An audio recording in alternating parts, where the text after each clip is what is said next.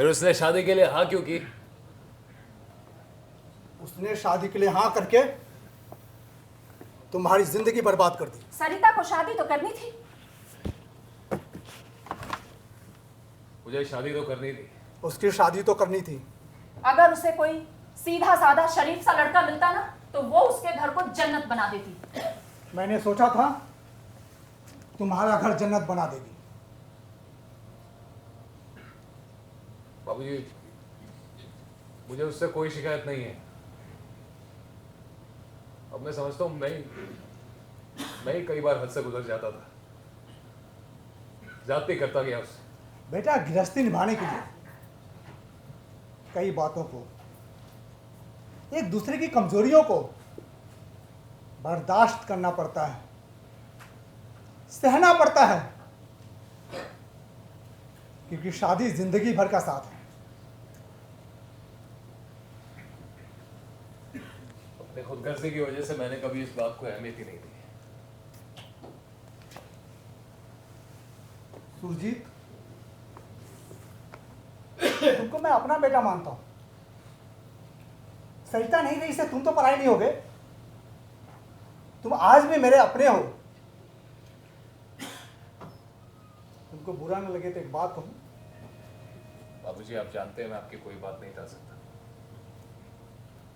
तुम दूसरी शादी कर लो। क्या कह रहे हैं बाबूजी? सही कह रहा हूं, और जितनी जल्दी हो सके उतनी जल्दी कर लो। बाबूजी,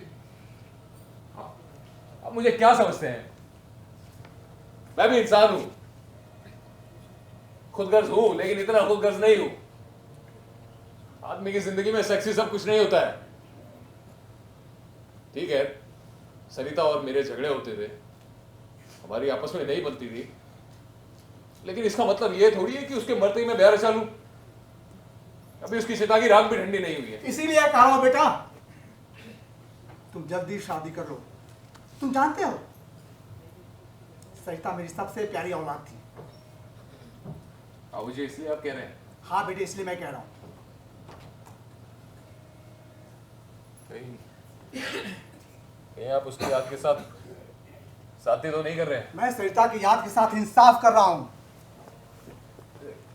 लेकिन लोग क्या कहेंगे? लोग क्या कहेंगे? यही कि मैं सेक्स मैनियक हूं, बदमाश हूं, कोई कैरेक्टर नहीं है मेरा। इससे तुमको फर्क पड़ेगा?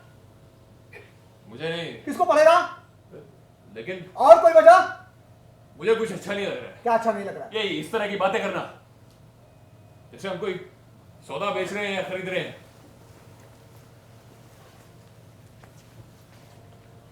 सच कहो सुरजीत, तुम्हें अभी सरिता से प्यार है? मैं झूठ नहीं कहूंगा बाबूजी, नहीं।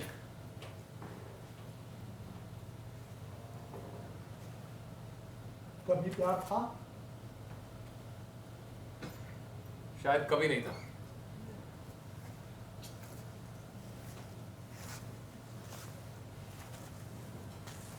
इसलिए कह रहा हूं बेटा, जिस तरह इस घर में सरिता का जिक्र होता है, जिस तरह तुम उसे याद करते हो, जिस तरह तुम उसकी याद को जगाते हो,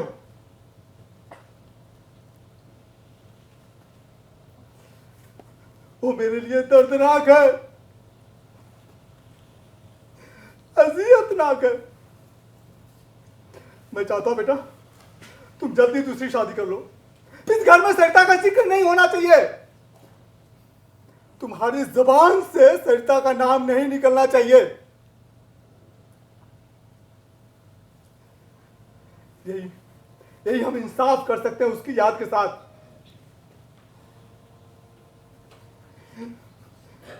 मुझे उम्मीद है कि तुम मुझे मायूस नहीं करोगे।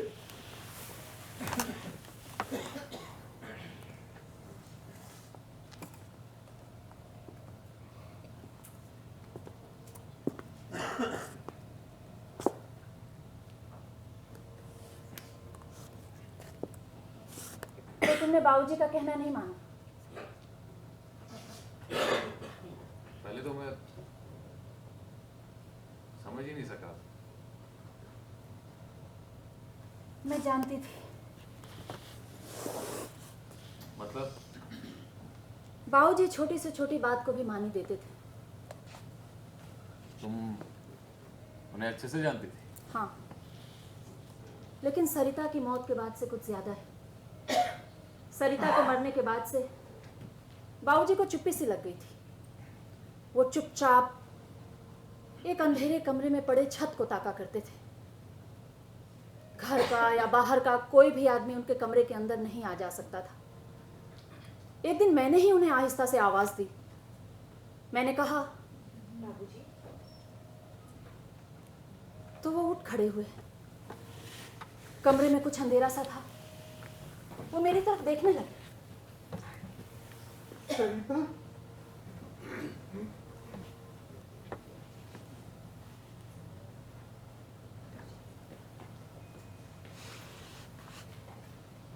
पहली बार वो बच्चों की तरह बिलख बिलख कर रोए और तब से मैं उनकी बेटी बन गई।